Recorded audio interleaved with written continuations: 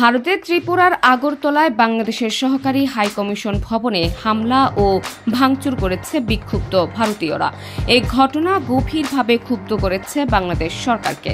এবার ব্যক্তিগতভাবে এই ঘটনার কড়া প্রতিবাদ ও নিন্দা জানিয়েছেন আইন ও বিচার বিষয়ক উপদেষ্টা আসিফ নজরুল। সোমবার রাতে আসিফ নজরুল তার ভেরিফাইড ফেসবুক অ্যাকাউন্টে কড়া প্রতিবাদ জানিয়ে একটি পোস্ট দেন। প্রতিবাদের পাশাপাশি তিনি ভারতের সঙ্গে সমমর্যাদা ও সমান অধিকার ভিত্তিক বন্ধুত্ব বাংলাদেশ চায় বলে জানিয়েছেন তিনি।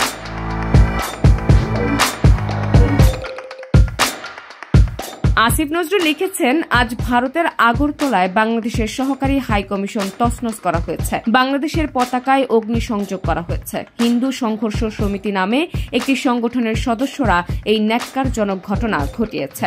ভারত আন্তর্জাতিক আইন লঙ্ঘন করেছে জানিয়ে আইন উপদেষ্টা আরও লিখেন, আন্তর্জাতিক আইন অনুসারে ভারতের মাটিতে বাংলাদেশের সহকারী হাইকমিশনকে পরিপূর্ণ নিরাপত্তা দেওয়ার দায়িত্ব ভারতীয় সরকারের। তারা এটি করতে ব্যর্থ হয়েছে। এই ব্যর্থতার নিন্দা জানায়।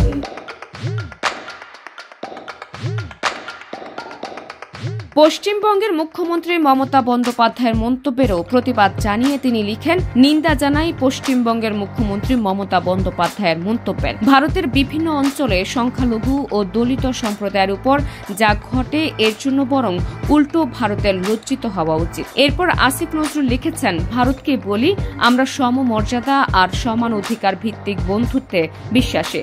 শেখ হাসিনার সরকার বিনা ভোটে ক্ষমতায় থাকার লোভে ভারত তোষণ নীতিতে বিশ্বাসী ছিল। তবে ভারতকে বুঝতে হবে, এটা শেখ হাসিনার বাংলাদেশ নয়। এই বাংলাদেশ স্বাধীন, সার্বভৌম ও আত্মমর্যাদাশীল।